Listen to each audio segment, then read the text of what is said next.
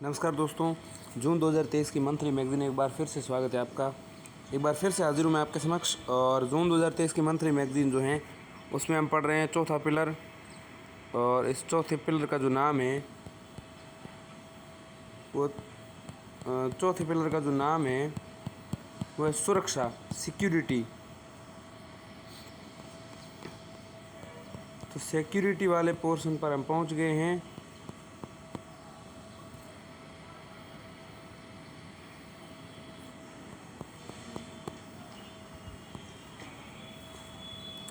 तो ये रहा सिक्योरिटी, सुरक्षा। इसमें पहला बिंदु है अवैध प्रवासन और आंतरिक सुरक्षा, illegal immigration and internal security. Manipur की कुकी जनजाति और बहुसंख्यी मेइती समुदाय के बीच हिंसक झड़प राज्य मणिपुर के कई हिस्सों में जो है जारी हैं। और मणिपुर की जो कुकी जनजाति है उसमें और बहुसंख्यक जो वहाँ पर मेइती हैं, उन मेइती और कुकी जनजाति के बीच मणिपुर में जो हिंसक झड़प है वो कई हिस्सों में जारी हैं। हिंसा की जड़ें देखें तो वर्तमान हिंसा की जड़ें मेइती समुदाय जो हैं, बहुसंख्यक हैं, उनकी 10 साल पुरानी मांग से जुड़ी हुई हैं।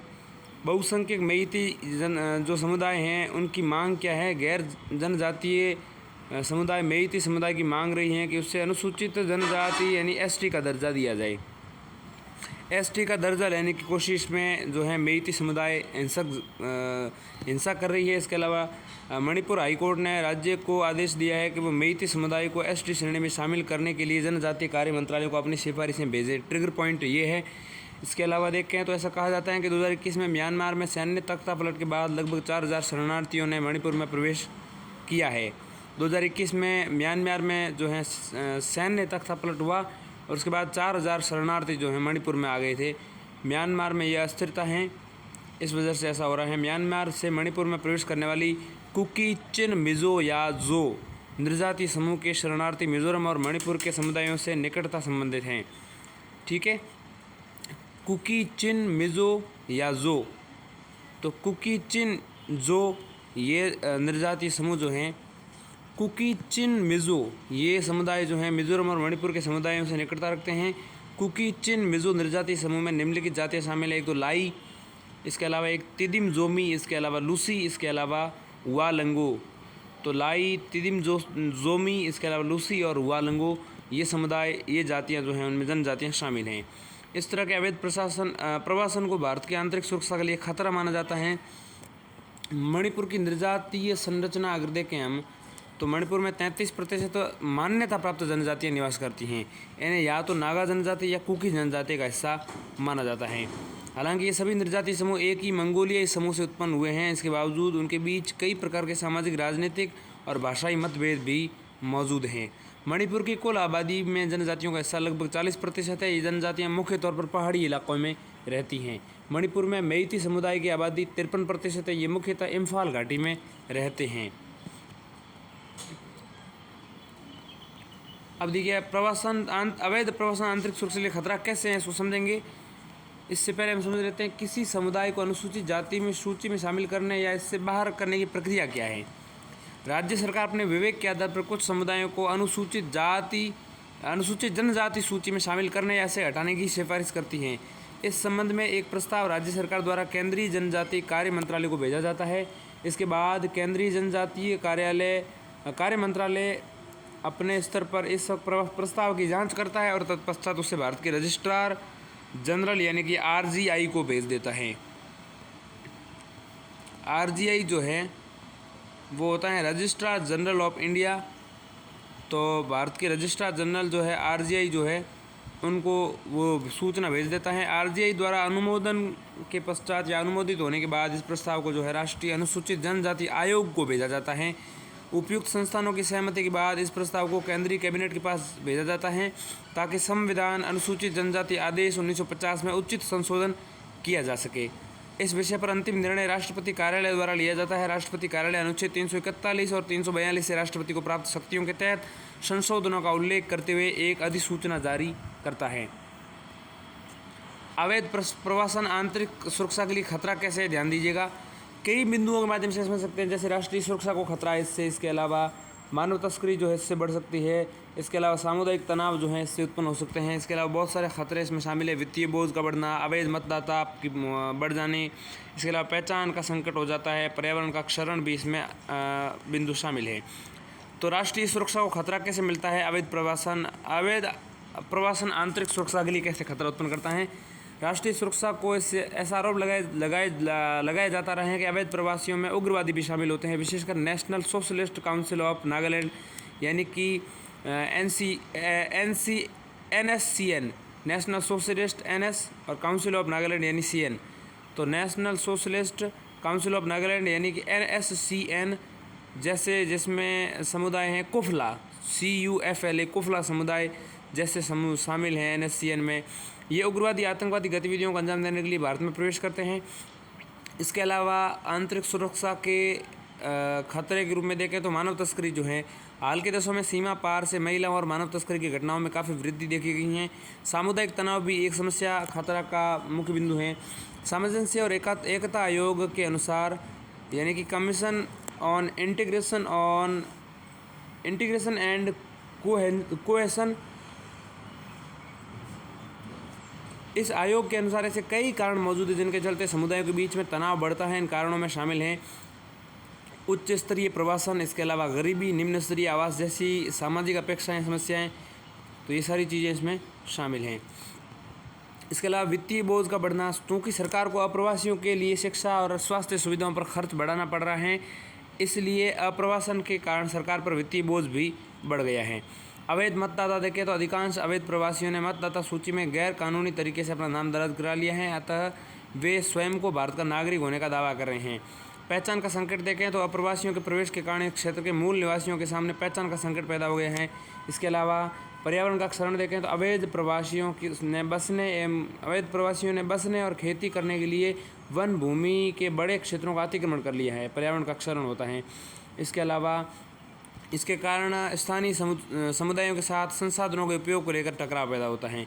ऐसे में आगे की राह क्या हो सकती है, उससे पहले हम देखते हैं अवैध प्रशासन या अवैध आप्रवासन के कारण क्या है। देखिए, अवैध प्रवासियों और मूल नागरिकों के बीच निर्जातीय, भाषाई व धार्मिक असमानताएं, मतलब धार्मिक समानताएं हैं। ये जो अवैध प्रवासी हैं उनमें मूल नागरिकों के बीच में निर्जातीय भी, भाषाई और धार्मिक समानताएं हैं। पड़ोसी देशों में अल्पसंख्यक समुदायों का उत्पीड़न अवैध प्रवासन का कारण। इसके अलावा असुरक्षित और अव्यवस्थित सीमाएं व दुर्गम भूभाग जिनकी निगरानी करना कठिन है। इसके अलावा भारत में रोजगार के संभावित अवसर। अब अवैध प्रवासन से निपटने के लिए भारत में मौजूद कानून कौन कौन से हैं? तो विदेशी विषयक अधिनियम 1946, इसके तहत केंद्र सरकार अवैध रूप से देश में आए अवशेष विदेशी नागरिकों को निर्वासित कर सकती है। इसके अलावा पासपोर्ट भारत में प्रवेश अधिनियम 1920, इसके अंतर्गत अवैध रूप से आए किसी व्यक्ति को विदेशी नागरिक को बलपूर्वक निर्वासित करने का कार्य जो है सभी राज्य सरकारों को सौंपा गया है। नागरिकता अधिनियम 1955 ये भारतीय नागरिकता के अर्जन और निर्धारण का प्रावधान करता है। ऐसे में आगे की राह क्या हो सकती है? प्रभावी नीति निर्माण। अवैध आप्रवासन की समस्या का एक मुख्य कारण देश में प्रभावी शरणार्थी नीति का नहीं होना है, इसलिए केंद्र सरकार को एक समग्र व प्रभावी शरणार्थी नीति बनानी चाहिए। इसके अलावा कूटनीतिक प्रयास देखें तो भारत को अपने पड़ोसी देशों में सहयोग प्राप्त करने के लिए कूटनीतिक प्रयास करने होंगे। ऐसा इसलिए क्योंकि अवैध प्रवासन की समस्या को प्रवासियों के मूल देश के सहयोग के बिना हल नहीं किया जा सकता। विशिष्ट पहचान पत्र ये भी राह हो सकती है आगे के रूप में कि सरकार को उन सीमावर्ती लोगों के लिए उनकी पहचान जारी करना चाहिए जो अलग अलग कारणों से प्रायः सीमा पार करते हैं। इसके अलावा सीमा पर बाढ़ फेंसिंग लगाना चाहिए। भारतीय सीमा के बड़े हिस्से को अभी भी बाढ़ द्वारा संरक्षित नहीं किया गया, इसलिए केंद्र सरकार को सीमा पर बाढ़ लगाने का काम जल्दी शुरू करना चाहिए। इसके अलावा क्षेत्रीय मंचों का उपयोग, बिम्स्टेक जैसे मंचों का उपयोग पड़ोसी देशों से होने वाले अवैध प्रवासन जैसे मुद्दों पर चर्चा करने के लिए किया जा सकता है। साथ ही इनका उपयोग अन्य देशों का समन्वय प्राप्त करने के लिए भी किया जा सकता है। सीमाओं का बेहतर प्रबंधन भी ये भी एक राह हो सकती है आगे के रूप में। सीमा सुरक्षा बल यानी बॉर्डर सिक्योरिटी फोर्स और भारतीय तिब्बत पुलिस बल यानी कि ITBP जैसे सीमा रक्षकों को और अधिक मजबूत किया जाना चाहिए। इसके अतिरिक्त राज्य सरकार द्वारा राज्य पुलिस बल के माध्यम से सीमा रक्षा प्रणाली में रक्षा की दूसरी पंक्ति भी बनाई जा सकती है। आगे देखें तो अब अगला टॉपिक जो है वो सुरक्षा का है प्राइवेट मिलिट्री कंपनी यानी PMC क्या है। हाल ही में रूस में वैगनर ग्रुप नामक एक प्राइवेट मिलिट्री कंपनी PMC ने देश के रक्षा प्रतिष्ठानों के विरुद्ध जो है विद्रोह कर दिया है। प्राइवेट मिलिट्री कंपनी रूस की बात ही है। प्राइवेट मिलिट्री कंपनी जो पीएमसी, उसका विनियमन कैसे होता है इसको समझेंगे। पहले हम समझ लेते हैं प्राइवेट मिलिट्री कंपनी कहते किसे हैं। पीएमसी या प्राइवेट मिलिट्री कंपनी, या जिसको हम कह सकते हैं निजी मिलिट्री कंपनी या निजी मिलिट्री कंपनी या निजी सैन्य कंपनी जो होती है, सेना कंपनी, निजी स्वामित्व में संचालित एक संगठन की तरह होती हैं। ये संगठन अनुबंध के आधार पर सैन्य और सुरक्षा संबंधी सेवाएं प्रदान करती हैं। परिचालन संबंधी पहलू देखें तो पीएमसी सैन्य बलों से स्वतंत्र रूप से कार्य करती हैं, साथ ही देशों के आधिकारिक सैन्य संगठनों से भी अलग होती हैं। विभिन्न सरकारों, निगमों, अंतर्राष्ट्रीय संगठनों और व्यक्तियों द्वारा अपने विशिष्ट कार्यों को पूरा करने के लिए इनकी सेवाएं ली जाती हैं। ये सेवाएं प्रायः संघर्षरत क्षेत्रों और सुरक्षा जोखिम वाले क्षेत्रों में ली जाती हैं। पीएमसी का विनियमन जो है ये सुनिश्चित करना है कि इनका उपयोग कानूनी रूप से वैध और उचित है। इसके अलावा ये सुनिश्चित करना है कि वे सरकारी नीतियों को कमज़ोर ना करें। इसके अलावा ये सुनिश्चित करना है कि उन्हें अपने कार्यों के लिए जवाबदेह बनाया जाए। इसके अलावा यथासंभव पारदर्शिता सुनिश्चित करना है। इसके अलावा उन्हें कानूनी गतिविधियों से गैरकानूनी गतिविधियों की ओर जाने से रोकना। इसके अलावा ये गारंटी देना कि वे किसी भी तरह से राज्यों की संप्रभुता को क्षति नहीं पहुँचाएंगी। ये पीएमसी का विनियमन किया जाता है इस आधार पर। अब देखिए, विभिन्न सरकारों, निगमों, अंतर्राष्ट्रीय संगठनों और व्यक्तियों द्वारा विशिष्ट कार्यों को पूरा करने के लिए सेवाएं ली जाती हैं पीएमसी की। और ये सेवाएं प्रायः जो संघर्षरत क्षेत्रों और सुरक्षा जोखिम वाले क्षेत्रों में ली जाती हैं। प्राइवेट मिलिट्री कंपनी के उद्भव के लिए जिम्मेदार कारक कौन कौन से हैं उससे पहले हम जान लेते हैं वैगनर ग्रुप के बारे में। वैगनर ग्रुप को पीएमसी वैगनर ग्रुप के नाम से भी जाना जाता है। इसे अप्रत्यक्ष रूप से रूसी सेना और खुफिया एजेंसी द्वारा नियंत्रित किया जाता है, अप्रत्यक्ष रूप से, ठीक है। ऐसी एजेंसी जो है इस ग्रुप को हथियारों की आपूर्ति और प्रशिक्षण के लिए रूसी सैन्य सुविधाएं भी प्रदान करती हैं। वैगनर ग्रुप की पहचान पहली बार 2014 में की गई थी। उस समय वैगनर ग्रुप पूर्वी यूक्रेन जो है उसमें रूस समर्थक अलगाववादी ताकतों का समर्थन कर रहा था। यह भी कहा जाता है कि इस ग्रुप ने यूक्रेन के बखमुत शहर पर कब्जा करने में भी रूस की मदद की थी। इसके अलावा वैगनर ग्रुप संघर्षरत अफ्रीकी और अरब देशों में भी सक्रिय रहा है। इसके अलावा पश्चिमी देशों और संयुक्त राष्ट्र विशेषज्ञों के अनुसार, यूनाइटेड नेशंस जो विशेषज्ञ उनके अनुसार वैगनर ग्रुप पर अफ्रीका में मानवाधिकारों के हनन का आरोप लगा है।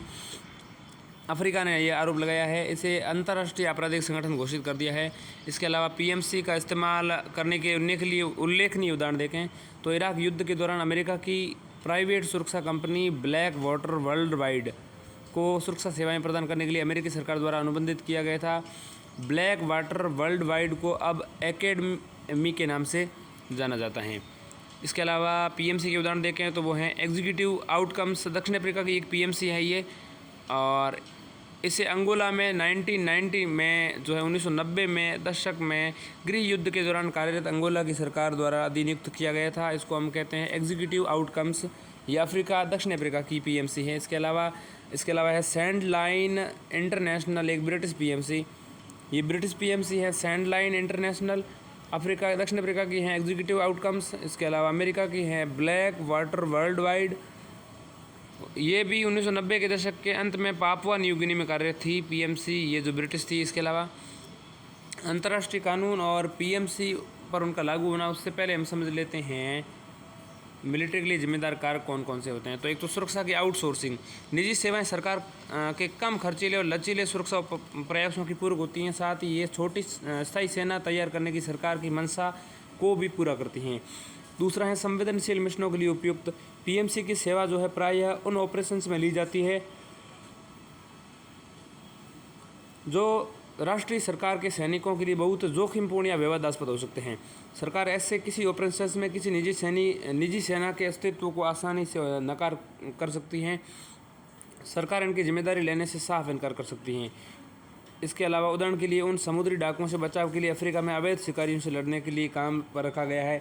इसके अलावा तकनीकी प्रगति देखें तो वर्तमान में काफ़ी तकनीकी प्रगति हो रही हैं। अत्याधुनिक हथियार प्रणाली या निगरानी उपकरण और संचार उपकरण इनमें से कोई इनके उदाहरण हैं। इन तकनीकी प्रगति ने सेनाओं में वैश्विक स्तर पर कार्य करना आसान कर दिया है। तो तकनीकी प्रगति जो है इससे बढ़ती हैं। अत्याधुनिक हथियार प्रणालियाँ, निगरानी उपकरण, संचार उपकरण इनमें शामिल हैं। इसके अलावा अन्य हित देखें तो निजी सेनाओं को सरकार या किसी भू राजनीतिक हितों से जुड़े विद्रोही समूहों को सैन्य प्रशिक्षण, सलाहकार, सहायता या सुरक्षा प्रदान करने के लिए भी तैनात किया जा सकता है। कानूनी अस्पष्टताएं देखें तो निजी सेवाओं की गतिविधियों के संबंध में स्पष्ट अंतर्राष्ट्रीय नियम और निगरानी का अभाव है। इसके कारण पीएमसी जो है उनको उन क्षेत्र में काम करने के लिए स्वतंत्रता मिल जाती है जहाँ कानूनी अस्पष्टता होती है। पीएमसी से जुड़े मुद्दे देखेंगे, उससे पहले हम देख लेते हैं अंतर्राष्ट्रीय कानून और पीएमसी पर उनका लागू होना। अंतर्राष्ट्रीय मानवाधिकार संधियाँ, इसके अंतर्गत व्यक्तिगत याचिकाओं और रिपोर्टिंग प्रणालियों का प्रावधान किया गया है। राष्ट्रीय सरकार इन व्यवस्था का उपयोग जो है स्थानीय या विदेशी पीएमसी द्वारा मानवाधिकार उल्लंघनों से अपने नागरिकों की सुरक्षा के लिए कर सकती हैं। इसके अलावा अन्य अंतर्राष्ट्रीय कानून देखें तो वह है अंतर्राष्ट्रीय आपराधिक न्यायालय आईसीसी, जिसको कहते हैं इंटरनेशनल क्रिमिनल कोर्ट। ये किसी देश में अपने क्षेत्राधिकार में पंजीकृत पीएमसी के युद्ध अपराधों के लिए किसी संदिग्ध कर्मचारी की जांच के लिए इनकार कर दिया गया है तो आईसीसी अपनी जांच स्वयं शुरू कर सकता है। इसके अलावा राष्ट्रीय सरकार की जिम्मेदारी देखें तो अंतर्राष्ट्रीय कानून आयोग के आर्टिकल ऑन स्टेट रिस्पॉन्सिबिलिटी 2001 के अनुसार किसी देश की ओर से कार्य करने वाली गैर राज्य एजेंसियां नॉन स्टेट एक्टर्स जो हैं उनकी गतिविधियों के लिए संबंधित देश जिम्मेदार होगा। हालांकि देश की जिम्मेदारी केवल अन्य देशों के प्रति ही सीमित होती है, व्यक्तियों के प्रति नहीं होती हैं। इसके अलावा अंतर्राष्ट्रीय मानवतावादी कानून यानी इंटरनेशनल ह्यूमैनिटेरियन लॉ जो है आईएचएल जिसको कहते हैं, आईएचएल के तहत पीएमसी यानी कि प्राइवेट मिलिट्री कंपनीज के व्यक्तिगत कर्मचारियों की युद्ध स्थिति के संदर्भ में स्पष्ट नियम प्रदान किए गए हैं और हालांकि नियम जो है केवल अंतर्राष्ट्रीय और नागरिक संघर्ष के मामलों में संबंधित हैं। इसके अलावा international convention against the recruitment use financing and trading of Mercenaries 1989 का international convention against the recruitment use financing and training of Mercenaries. इसके अनुसार राष्ट्रीय पक्षकारों के दायित्व है कि वे अपने राष्ट्रीय कानूनों में कन्वेंशन के प्रावधानों को शामिल करें। हालांकि संधि में मर्सिनरीज भाड़े के सैनिक की स्पष्ट परिभाषा नहीं की गई है, केवल कुछ ही देशों ने इसकी पुष्टि की है। अब ऐसे में पीएमसी से जुड़े मुद्दे देखें तो जवाबदेही का अभाव, प्राइवेट मिलिट्री कंपनी पीएमसी के मामले में स्पष्ट कानूनी फ्रेमवर्क और निगरानी तंत्र का अभाव है। इस कारण ये मानवाधिकारों के हनन, कदाचार, अंतर्राष्ट्रीय मानवीय कानून के उल्लंघन पर भी सजा से बच सकती है। इसके अलावा राष्ट्रीय संप्रभुता पर प्रभाव देखें। राष्ट्रीय संप्रभुता पर प्रभाव, पीएमसी संघर्षरत क्षेत्रों में कार्य कर सकती हैं और ऐसे सुरक्षा सेवाएं प्रदान कर सकती हैं जो परंपरागत रूप से सरकार की जिम्मेदारी होती हैं। ये सुरक्षा मामलों पर देश के अधिकार और नियंत्रण को कमज़ोर करने में सक्षम होती हैं। इसके अलावा हितों का टकराव देखें तो पीएमसी प्रायः लाभ प्राप्त करने के लिए कार्य करती हैं। इस कारण से उनकी सेवाओं की निष्पक्षता, सत्यनिष्ठा और प्रभावशीलता पूर्ण रूप से विश्वसनीय नहीं होती हैं। इसके अलावा स्थानीय समुदायों पर प्रभाव, संघर्ष या उसके संघर्ष के बाद व्यवस्था में पीएमसी की उपस्थिति स्थानीय समुदायों पर विश्वास विस्थापन, संसाधन दोहन और सामाजिक सांस्कृतिक तनाव जैसे सामाजिक और आर्थिक प्रभाव पड़ सकते हैं। ऐसे में क्या निष्कर्ष निकाला जा सकता है कि प्राइवेट मिलिट्री कंपनी के संचालन से जुड़ी नैतिक, कानूनी, सुरक्षा संबंधी चिंताओं को दूर करने के लिए इन्हें विनियमित करना अत्यावश्यक है। साथ ही प्रभावी नियमन के लिए देशों, अंतर्राष्ट्रीय संगठनों और हितधारकों के बीच सहयोग भी जरूरी है। अब हम सुर्खियों की ओर बढ़ जाते हैं। सुर्खियों में हमारे यहाँ पर है SIPRI SIPRI yearbook 2023। SIPRI yearbook 2023 क्या है? Stockholm International Peace Research Institute यानी कि सिप्री ने Stockholm International Peace Research Institute ने आयुध निरस्त्रीकरण और अंतर्राष्ट्रीय सुरक्षा की स्थिति पर अपना वार्षिक आकलन जारी किया है। ठीक है, तो सिप्री ने ये वार्षिक आकलन जारी किया है अंतर्राष्ट्रीय सुरक्षा, आयुध और निरस्त्रीकरण को लेकर के। ठीक है, वार्षिक आकलन के मुख्य बिंदु क्या है देखिएगा। 2023 में सिप्री ने संयुक्त राज्य अमेरिका के पास सर्वाधिक संख्या में तैनात परमाणु वॉरहेड्स हैं, ये आकलन किया है। इसके बाद रूस है, दूसरे नंबर पर फ्रांस है, फिर यूनाइटेड किंगडम में उसका स्थान है। तैनात यानी कि डिप्लॉयड वॉरहेड्स से आशय मिसाइलों में लगाए गए वॉरहेड्स या ऑपरेशनल बलों के अड्डों पर तैनात वॉरहेड्स से हैं। हालांकि परमाणु वॉरहेड्स के भंडार की दृष्टि से सर्वाधिक वॉरहेड्स रूस के पास हैं। इसके बाद संयुक्त राज्य अमेरिका और फिर चीन का स्थान है। ठीक है, भारत, चीन, पाकिस्तान, उत्तरी कोरिया और इजराइल के पास कोई परमाणु वॉरहेड्स तैनात नहीं किए गए हैं। भारत के पास भंडार में कुल 164 परमाणु वॉरहेड्स यहाँ पर हैं, तैनात में नहीं है। 164 जो हैं भंडार में यहाँ पर भारत के पास वॉरहेड्स हैं। कुल मिलाकर परमाणु वॉरहेड्स की संख्या में गिरावट जारी है। ठीक है, संयुक्त राज्य अमेरिका और रूस द्वारा अनुपयोगी हो चुके वॉरहेड्स को नष्ट करने के लिए उनकी संख्या में गिरावट हुई है। इसके अलावा रिपोर्ट के अनुसार जहाँ चीन परमाणु शस्त्रागार का आधुनिकीकरण और विस्तार कर रहे हैं, वहीं भारत व पाकिस्तान भी इनके परमाणु हथियारों के भंडार का आकार बढ़ा रहे हैं।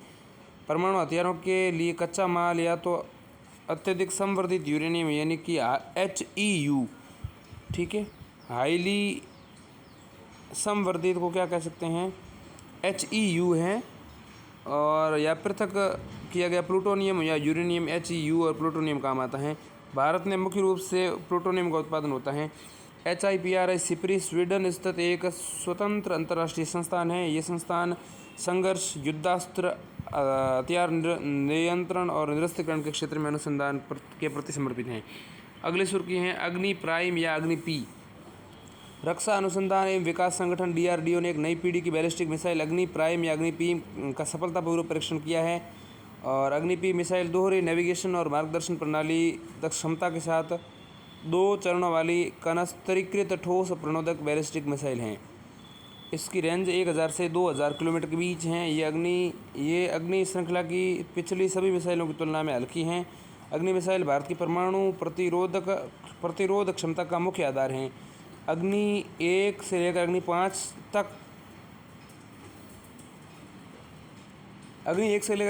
तक की सतह पर मार करने वाली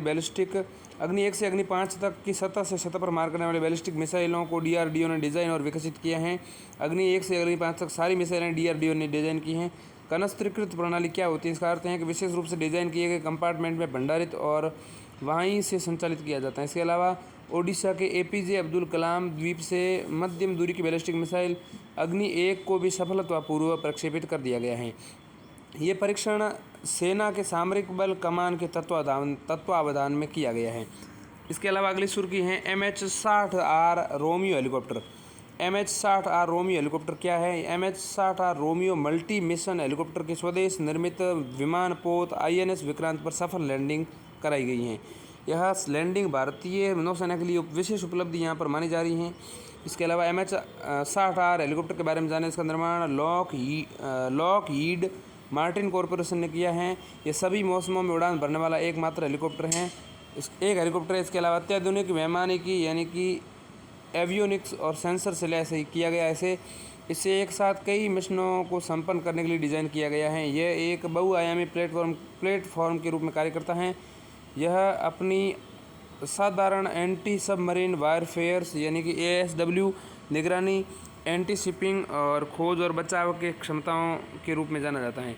इसके अलावा अगली सुर्खी है वरुणास्त्र। वरुणास्त्र क्या है? भारतीय नौसेना द्वारा लाइव वॉरहेड के साथ वरुणास्त्र का समुद्र के भीतर स्थित लक्ष्य के विरुद्ध सफलतापूर्वक परीक्षण किया गया है।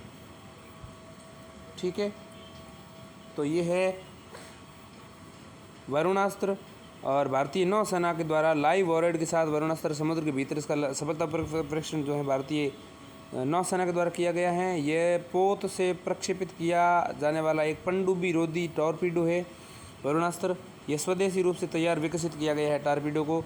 इसे रक्षा अनुसंधान एवं विकास संगठन यानी कि DRDO, इसे हम कह सकते हैं Defence Research and Development Organisation, तो DRDO के विजाग स्थित Naval Science and Technological Laboratory यानी NSTL द्वारा डिज़ाइन और भारत डायनामिक्स लिमिटेड यानी कि BDL द्वारा विकसित किया गया है।